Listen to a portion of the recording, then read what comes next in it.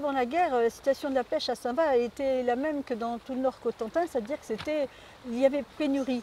Et les anciens racontaient qu'il leur arrivait même de ne rien faire pendant 6 mois de l'année. Alors, il y avait bien sûr des campagnes. Il y avait la campagne du hareng l'hiver, il y avait la campagne du maquereau l'été, il y avait bien les crevettes, et puis le reste de l'année, on pêchait ce qui se trouvait là, quelques poissons. Eh ben, avant la guerre à Grand-Camp, la pêche c'était la coquille. C'était la primordialité du pays. La coquille pendant moins 8 mois, qui se pratiquait quelquefois à l'orge des côtes anglaises ou dans la région de Dieppe. Voilà. Après c'était le chalut, mais vous savez, il n'était pas chaluté, les grands copains. Il n'aimait pas beaucoup de chalut. Il préférait la coquille.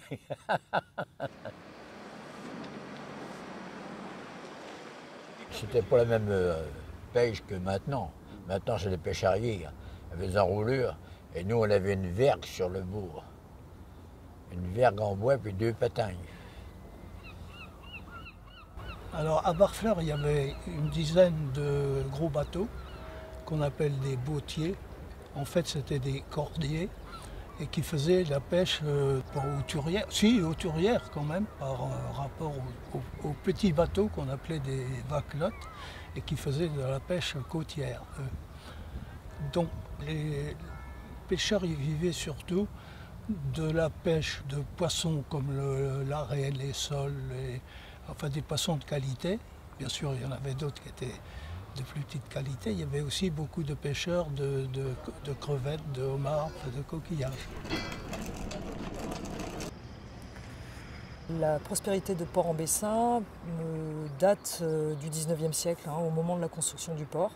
Là, le Port-en-Bessin prend un engouement, une importance qui est relevée par tous les commissaires de quartier de Caen et devient le premier port du Calvados en matière de pêche. Le port était important parce qu'il y avait des grands bateaux, il y en avait plus que maintenant. Il y avait 25 grands bateaux, des 22 mètres. Là. C'était plus que maintenant. Avant la guerre et juste après la guerre, les méthodes étaient plus rudimentaires. L'élevage des huîtres ou la culture des huîtres se faisait principalement à plat, sur le sol. Donc tout était manié à la fourche et c'était avec des tombereaux et un cheval qu'on allait travailler sur les parcs.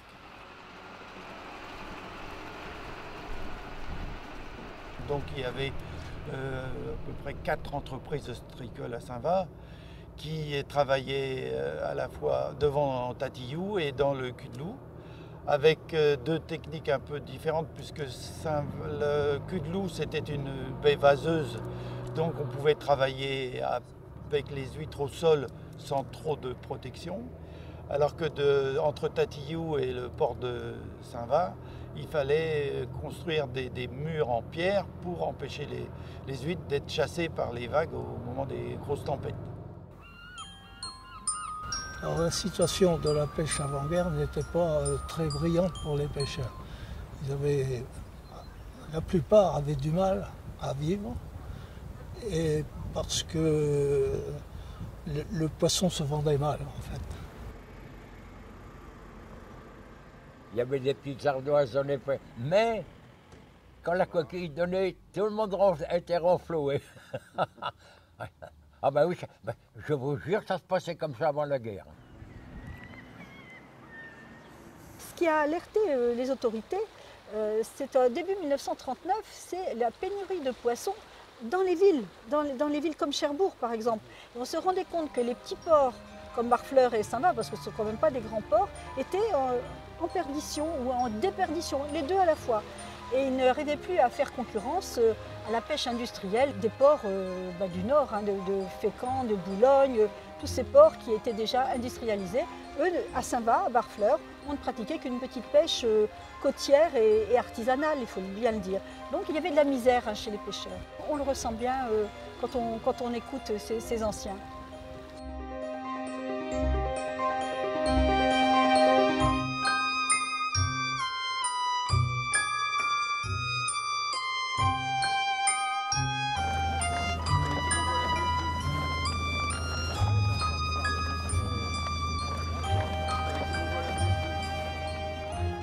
En occupation, si on arrive avec des millions d'hommes, mais on n'a pas mis des hommes partout. On a été occupés une bonne journée, puis ils sont partis. Pendant un mois et demi. Alors là, on ne savait pas quoi faire. Il y a 3 patrons qui ont décidé, on va en remettre aux cordes, attention, aux cordes. Alors nous voilà partis. Premier coup, ça se passe bien. Le soir, j'étais compris qu'on ne passe pas la nuit à la mer. On est venu mouiller derrière les digues de Port-en-Bessin avec nos pêches. Et le lendemain, on leur débarquait nos pêches. On aurait amorcé nos lignes, nous voilà partis. Mais un avion de reconnaissance est venu. Il a surveillé les bateaux. Alors, pour faire les cordes, on moule des bouées. Hein. Ben, il a mitraillé les bouées, alors ça voulait dire on a arrêté. Port-en-Bessin, les Allemands arrivent le 20 juin 40. La pêche au 20 juin 40, bien sûr, est arrêtée et pour cause. Et puis les Allemands s'installent sur le port.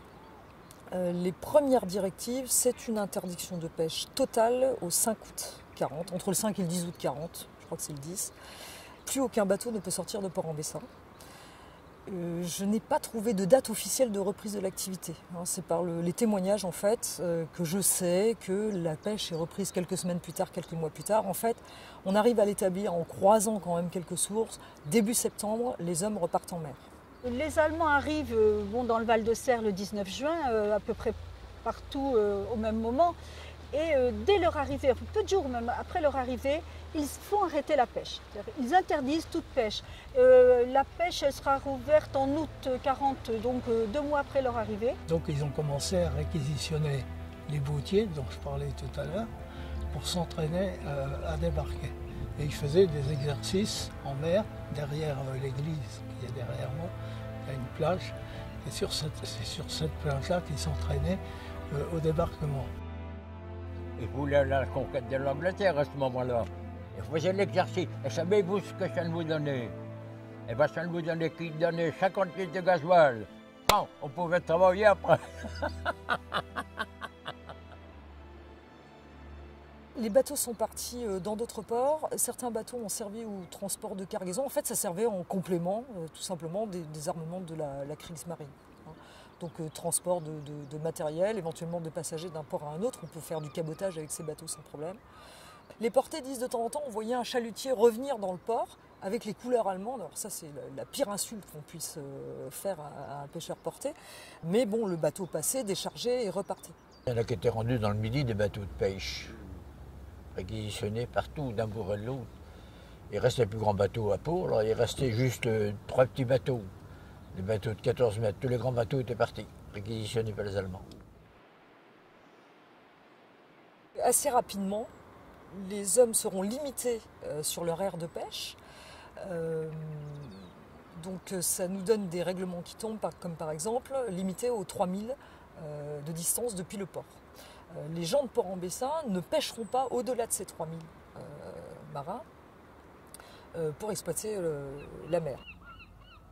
Alors la pêche était effectivement sujette à beaucoup de contraintes de la part des Allemands. Parce que les Allemands avaient peur soit que des bateaux partent en Angleterre avec leur équipage, soit qu'il y ait une correspondance qui soit faite entre les bateaux de pêcheurs et puis des bateaux anglais qui se seraient trouvés dans les parages et auxquels les pêcheurs auraient donné des renseignements sur ce qui se passait en France.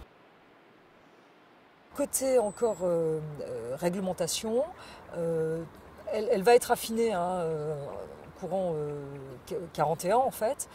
Les bateaux donc vont sortir a priori le jour, d'accord. Ils n'ont pas le droit de sortir avant le lever du soleil et après le coucher du soleil. Ils sortiront avec autorisation. Il leur faut une autorisation, donc a priori un Ausweis qui doit être délivré. Il y avait aussi ce câble, ce fameux câble.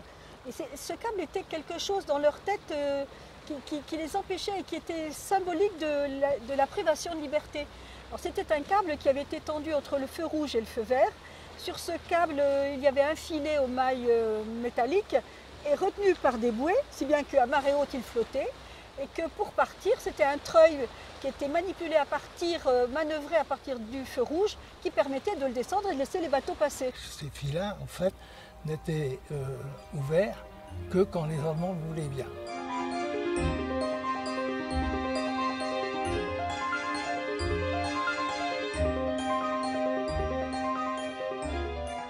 Pêche sous surveillance, c'est-à-dire qu'en fait, selon les archives allemandes que j'ai pu trouver, 2 soldats allemands embarquent sur un des bateaux pêcheurs, en général le plus grand, et puis partent avec eux en mer pour surveiller cette pêche. Et on pêche en flottille, c'est-à-dire on doit rester autour du bateau de surveillance. Alors ça, c'est les règles en matière de pêche en extérieur.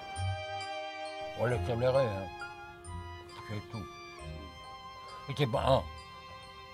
On avait une équipe de matelots, là.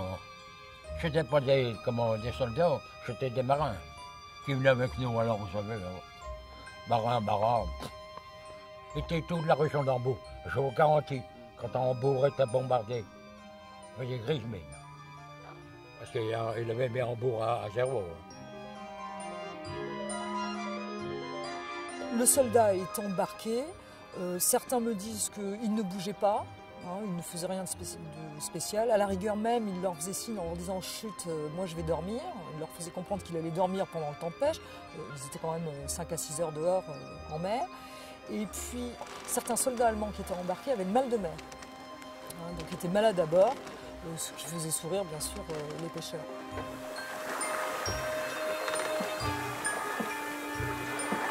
Il y avait un beau pavillon blanc à côté, avec une belle botte. On était sous la botte.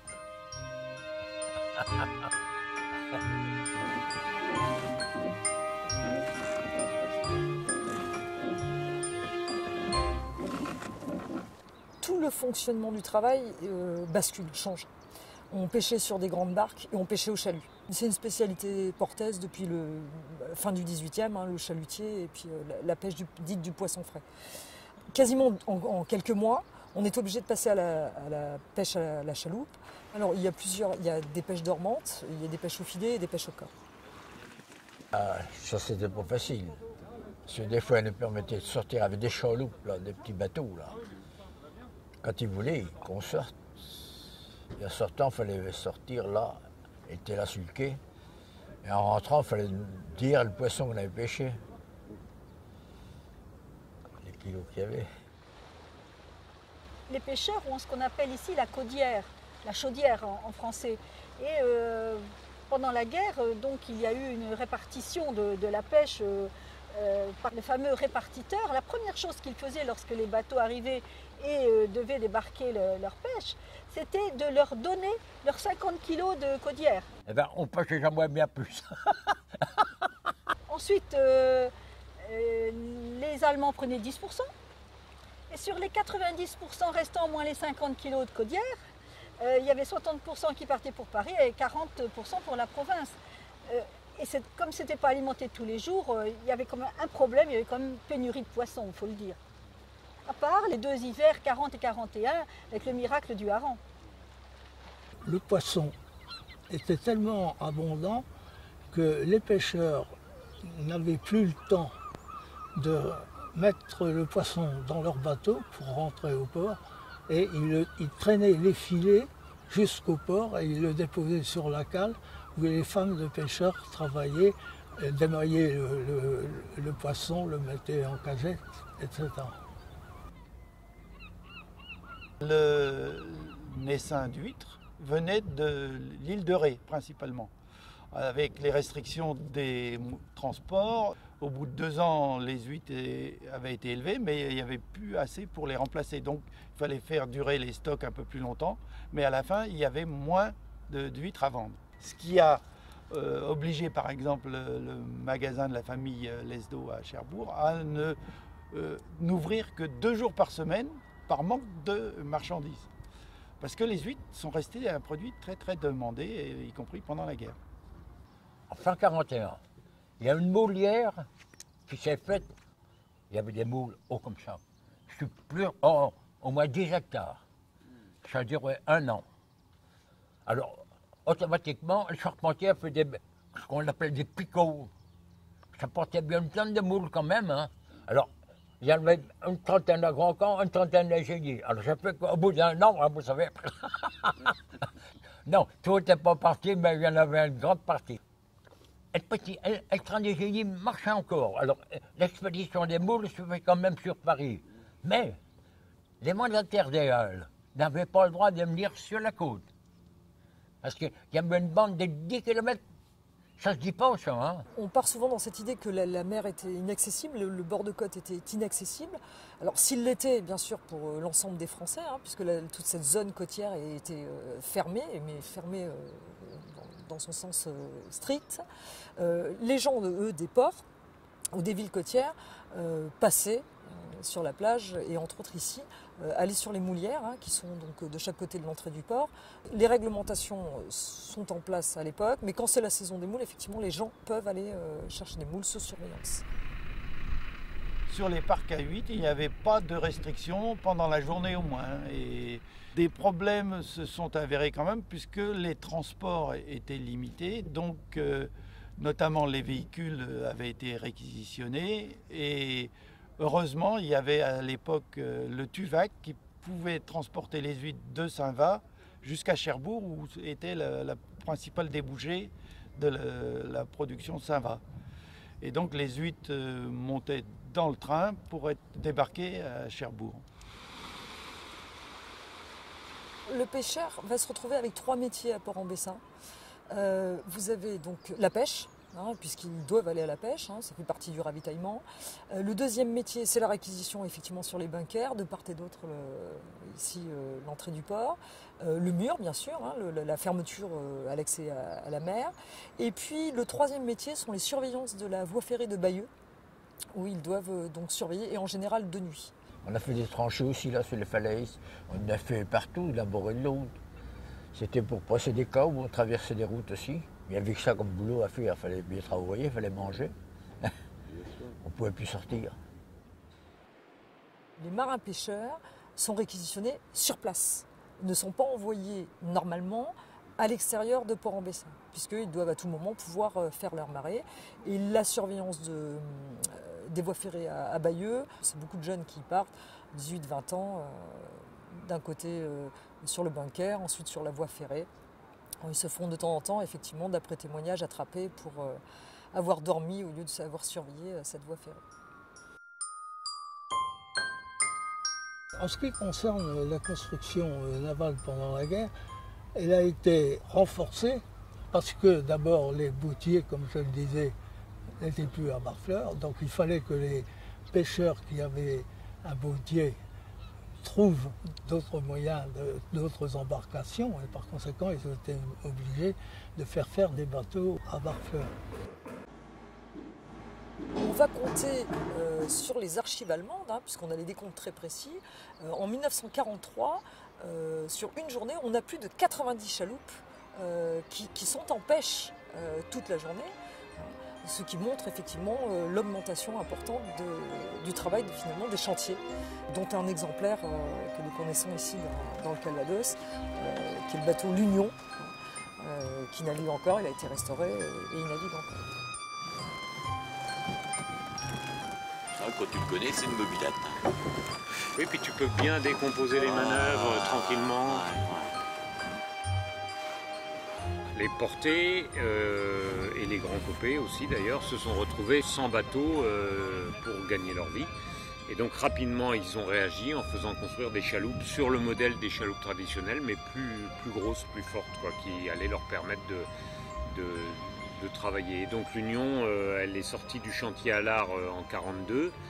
Et aussitôt, voilà, ils se sont mis à bosser avec. Et donc il y avait 3 voire 4 matelots qui bossaient à bord de ces bateaux-là.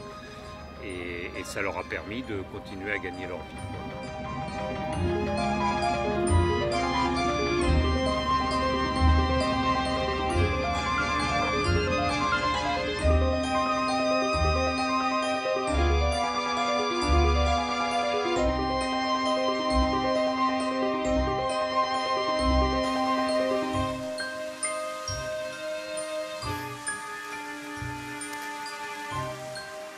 Est-ce qu'il y a eu des tentatives de départ pour l'Angleterre à Grand-Camp? Eh bien, écoutez, moi j'ai une histoire personnelle. On avait 20 ans. Qu'est-ce qu'on va faire? Alors, mais les premiers jours d'occupation, hein, à 5-6, on dit, on y va. Alors, ça fait plein de gasoil, moi. Vous saviez bien que c'est qu'il y en avait, le gasoil. Eh bien, monsieur, pour partir, ma mère fait mon sac, j'avais fait mes adieux à la famille. Eh bien, monsieur, on les a arrêtés. C'est une maison qui avait fait la guerre des 14, qui était le plus décoré, qui nous empêchait de partir. Des études montrent que le corps de métier des marins-pêcheurs est un corps a priori résistant à l'occupation. Alors résistant en termes de résistance passive. C'est quelqu'un qui évite de faire, d'être en compagnie de l'occupant. Quand on sait qu'il y avait un Allemand pour 24 personnes au début de la guerre et un Allemand pour 12 personnes en 1944, avec une concentration énorme. Vous vous rendez compte que lorsque les Allemands sont arrivés, ils ont réclamé du logement pour 650 personnes à Saint-Va. Donc ils sont logés à la hougue, ils sont logés chez les gens, ils sont logés chez l'habitant, ils évacuent des maisons, ils réquisitionnent. Comment voulez-vous résister quand vous avez des Allemands chez vous ou à côté ou quand il y en a partout?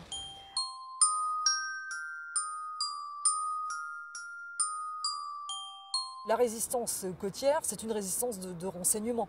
Alors il y a effectivement, on photographie la côte autour de Port-en-Bessin, on photographie le port, on fait passer ça en Angleterre, et très précisément d'ailleurs avant le débarquement, de manière à ce que les Alliés aient des informations. On m'arrête un jour en venant travailler, je viens avec nous. C'était la résistance. Alors, on m'a mis une carte d'état-major devant moi, où sont les canons? Et puis on venait de l'école, alors on savait pointer une carte. Au lieu de donner dans un panier le poisson à l'occupant, les 10% de poisson à l'occupant, je sais qu'il y a un jeune du pays qui s'amusait à jeter son poisson, mais au lieu de le jeter sur le quai ou de donner le panier, il le jetait suffisamment haut pour qu'il aille sur le toit de la douane et que l'Allemand aille récupérer son poisson. Voilà. Des actes comme ça, oui, on en a plusieurs, mais je n'ai pas chez les pêcheurs vraiment ce qu'on attend d'un acte de résistance. Voilà. Ça serait plutôt de la résistance passive. Exception faite quand même, il faut le rappeler ici, d'un résistant au moins, Barfleuret, qui a été fait prisonnier par les Allemands et envoyé au camp du Struthof. Et malheureusement, ce Barfleuret y est mort.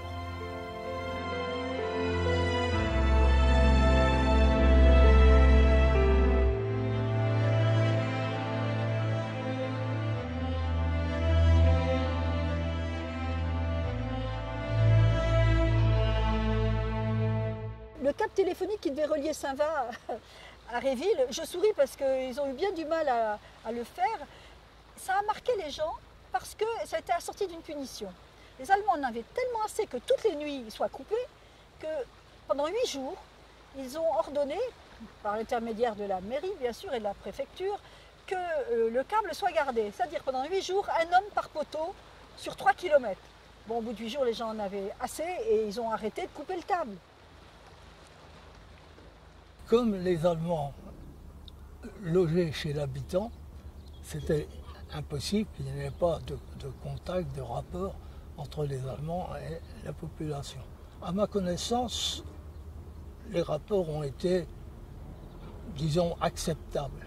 On ne peut pas dire qu'ils aient été accueillis les bras ouverts, mais il n'y a pas eu vraiment, de leur part en tout cas, d'exaction, de brutalité pendant la guerre. Plusieurs fois, des témoins encore jeunes à l'époque me disaient que quand ils montaient avec leurs maquereaux jusque chez eux, avec leur panier dans lequel il y avait des maquereaux, des Allemands leur achetaient directement cette pêche. Si on veut parler de marché noir stricto sensus, personnellement je ne sais pas. Alors, je n'ai pas fait d'enquête non plus sur ce marché noir, je présuppose qu'il y en avait, mais je ne connais pas l'ampleur de ce marché. 1942, c'est l'époque aussi où le régime alimentaire devient beaucoup plus difficile et il arrivait que les Allemands et les Français partagent le peu de nourriture qu'ils avaient, le beurre de l'un et le pain de l'autre, même si c'est du pain gris, ça fait toujours un petit repas. Et c'est là où il y a eu des attaques aussi, où on a parlé de collaboration passive de la part des pêcheurs. Moi, je m'inscris en faux, je n'appelle pas ça de la collaboration, j'appelle ça de la survie.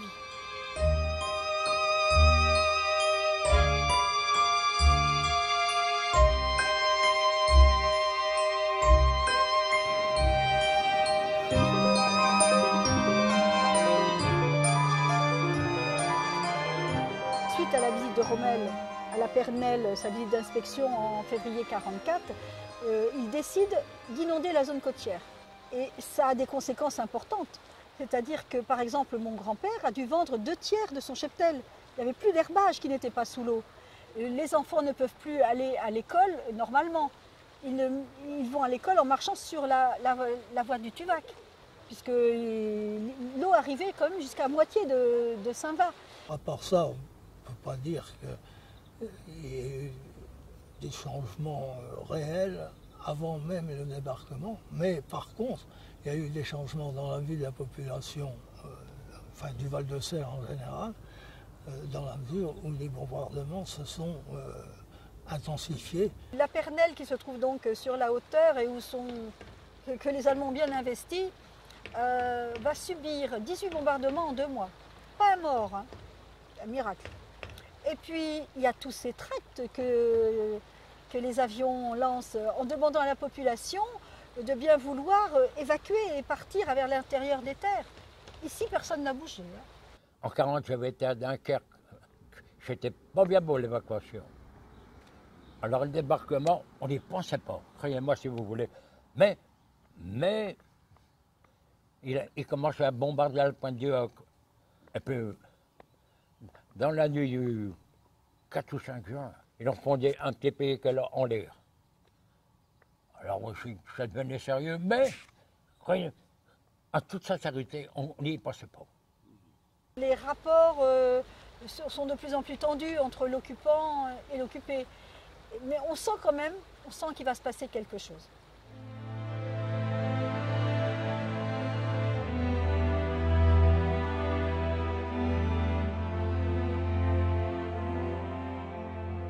Les Barbefleurais ont vécu une nuit extraordinaire, la nuit même du débarquement, où ça bombardait de tous les côtés cette fois, où le ciel était complètement illuminé comme en plein jour.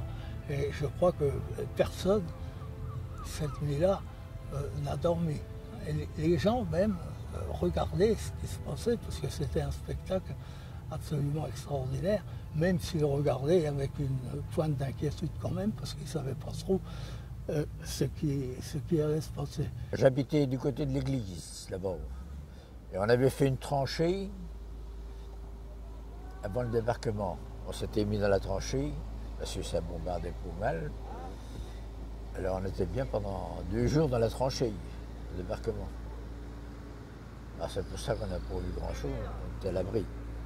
Au petit jour le matin, je vous garantis, à peine si le soleil était levé, j'ai aperçu les bateaux, parce qu'on n'avait pas dormi de nuit, hein. J'étais couché de tout habillé. J'appelle mon beau-frère, je dis regarde. Ah, m'a dit c'est le débarquement. Alors, prévenir la famille, on partit pas, je garantis. Et puis alors, la propagande s'est faite, tous les hommes sont sortis dans la rue. Écoutez, c'était un mardi. Et le mardi était la distribution du tabac. Alors on connaissait comment le buraliste. Il s'appelait Jacques. Jacques, on le tabac. Oui. Ben tiens, donne-nous dans ta... alors, on était pas mal de chiqueux. Il y en a qui avaient comme ça. Après, on connaît un autre chic, on va bien mourir. La plus grande souffrance, si j'ose dire, que les Barbefleurais ont vécu pendant cette journée-là, c'est le vol de leur bicyclette. Parce que pour aller plus vite rejoindre le front, les Allemands volaient tous les vélos qu'ils pouvaient trouver. Donc il y en a eu une quantité incroyable qui ont été volés à ce moment-là et que leurs propriétaires n'ont jamais retrouvés d'ailleurs. J'habitais dans une cour dans le milieu du pays. On avait entendu la mitrailleuse dans la rue. On dit après la mitrailleuse, elle laisse tout le monde partir. Et la balle ne va pas passer à travers le mur. Bon, et puis ils sont arrivés, il y avait une petite cour. Alors il y a un ancien de 14 avait vu le coup, il a ouvert sa porte, et j'en ai été les branler. L'Américain était devant lui, il donnait les cigarettes.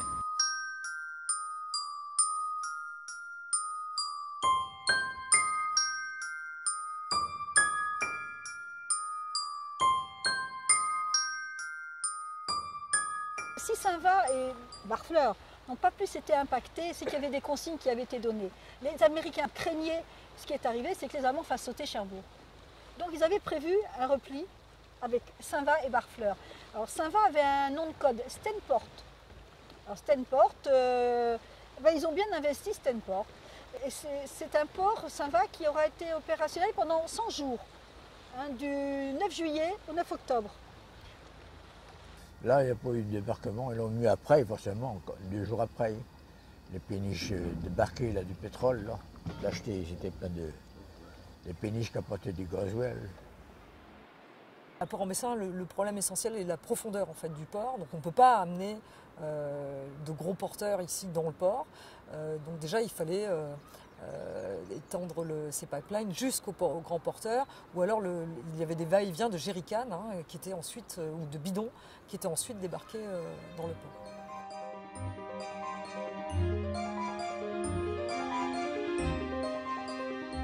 Il y avait un magasin de montage de matériel à côté de l'acheter là-bas, sur ce qu'on appelait la cale. Et ce matériel, c'était des camions, c'est-à-dire que les camions arrivaient en kit. On les montait à la cale et ils repartaient par la route, direction le front, direction Cherbourg.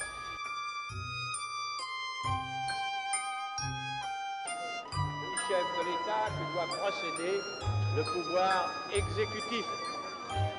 À lui, la charge d'accorder les nécessités générales concernant le choix des hommes. Quand il a fait son sacré discours pour la nouvelle constitution à Bayeux, il y avait une messe à la cathédrale, et je ne sais pas comment, on était invités d'office. Bon, nous voilà assis, De Gaulle a fait ça, et après la cérémonie, il a fait un passage à tous ceux qui étaient invités.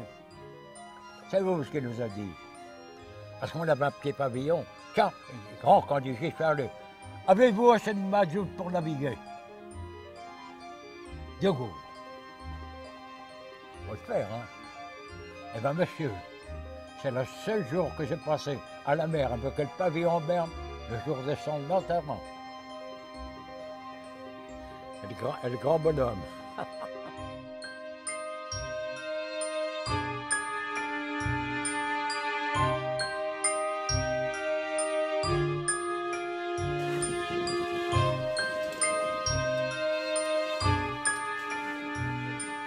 Passé du joug allemand, où on leur interdisait le quai, où on leur interdisait tout, au joug américain, où de nouveau on leur interdisait le quai, mais là pour des raisons de sécurité. Mais tout était sous forme de laisser-passer, même la pêche qui reprend le 16 juillet, sous contrôle américain. Ils ont l'impression de passer du contrôle allemand au contrôle américain et que la liberté qu'ils espéraient tant, en fait, elle n'est pas là. Et on commençait par donner l'autorisation aux anciens voiliers, sans moteur, avec les anciens. J'étais le premier. Et les Américains étaient contents, ça dégageait le port. Ils voulaient dégager le port. Assez vite quand même, les pêcheurs ont pu reprendre la mer et pêcher en fait. Enfin, j'allais dire normalement, c'est pas tout à fait vrai, parce que pendant tout le temps que les Américains débarquaient leur matériel, les pêcheurs ne pouvaient pas débarquer leurs poissons. Ils n'avaient pas le droit. Donc ils pêchaient très peu finalement à ce moment-là. Il a fallu attendre en gros janvier 1945 pour que la pêche reprenne son cours normal. Ils n'ont pas eu le droit de reprendre la mer avant le 16 juillet pour que les Américains nettoient, en fait ce qu'ils appelaient nettoyer, c'était enlever les mines, les grenades. La tour de Tatillou a été nettoyée en 3 semaines, elle était remplie jusqu'en haut de grenades et de mines. Il y a le Jambert qui a sauté sur une mine. Et mon père était mécanicien à Bourg. Et cette journée-là, il a eu du pétrole dans les yeux. Il n'a pas sorti, et il n'y a que lui qui a été sauvé du patron Tabourel, Jambert il s'appelait. Et moi j'étais pas là aux effeuillés. Alors de mon coup, mon père m'a fait débarquer. Et j'ai retourné dans le chol.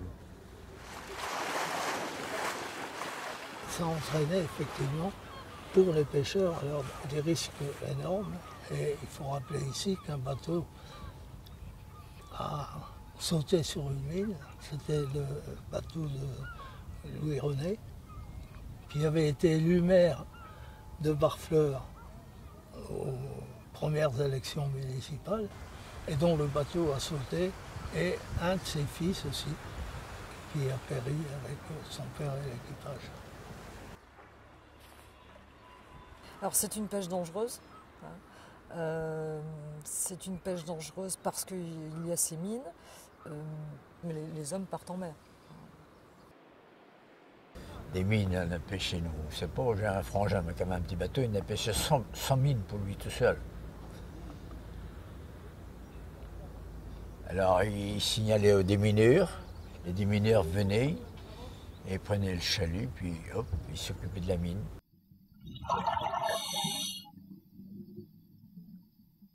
Le jour du débarquement et après, il y a eu de plus en plus de navires qui ont coulé, à la fois tous les navires qui ont coulé le jour du débarquement, donc moi j'en avais répertorié à peu près 500, plus les bateaux de pêche qui ont coulé sur les mines après, donc ça a été une conséquence assez importante pour les pêcheurs, puisqu'à cette époque-là, il n'y avait quasiment pas d'épave, enfin en baie de Seine, enfin du moins pas plus qu'ailleurs, et d'un seul coup on se retrouve avec un endroit relativement pourri pour la pêche au chalut. Le côté bénéfique, c'est le fait que ça a attiré pas mal de poissons qu'on puisse reproduire là-dedans. Mais avant que les pêcheurs n'établissent eux-mêmes les premières cartes sur lesquelles il y avait des épaves, ils ont été pendant longtemps à perdre des chaluts, à perdre des filets, à coincer leurs dragues sur des épaves qu'ils ne connaissaient pas, bien entendu, auparavant.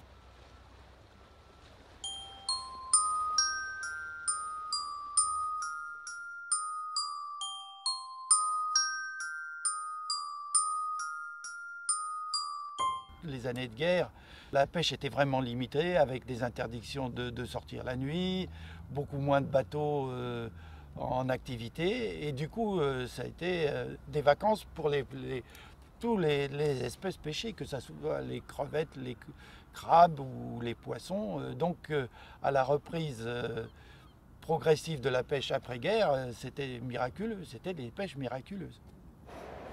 Dans le secteur du temps, c'était le secteur du travail. Heureusement qu'on a travaillé parce qu'on a dégagé de la mer, des boîtes de conserve, des boîtes de peinture, tout ce que vous voudrez. Mais on a dégagé sans mesure. Mais on pêchait du poisson. Hein. Oh là là là. Incroyable. Et on travaillait que de jour. Hein. Oh là là. C'est alors qu'on a revu, nous, la pêche.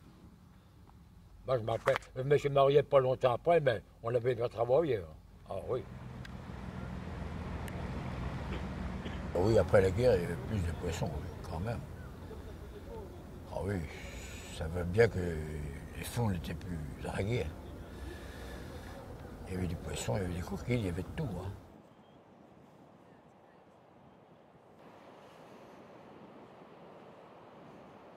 Depuis que le tourisme de mémoire s'est mis en place, puisque c'est bien du tourisme de mémoire dont on parle, c'est vrai qu'il y a eu un essor économique dans différents secteurs, le secteur l'hôtellerie, la restauration, donc tout ce qui a trait avec le tourisme. Et par conséquent, on imagine très bien que le secteur de la pêche et de l'ostréiculture en profite, ça c'est une évidence. Ici à Utah Beach, c'est plus de 150 000 visiteurs.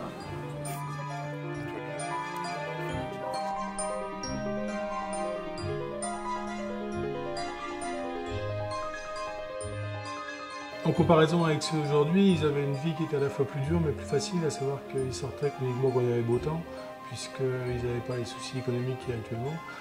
Ils pêchaient plus de poissons, donc c'était moins compliqué, même si le travail était plus dur, puisqu'il y avait moins de confort sur les bateaux, il y avait moins d'appareils électroniques, les chaluts, les dragues, le travail même était excessivement dur, mais bien plus dur que ce qu'il est maintenant. Mais à côté de ça, dès qu'il y avait mauvais temps, il rentrait, ce qui n'est plus le cas maintenant.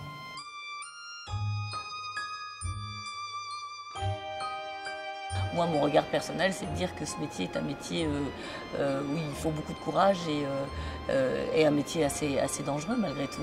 Donc oui, bien que les techniques soient différentes et bien que le métier soit plus sûr, il n'empêche que braver les dangers pour satisfaire le plus grand nombre, ça reste un beau métier.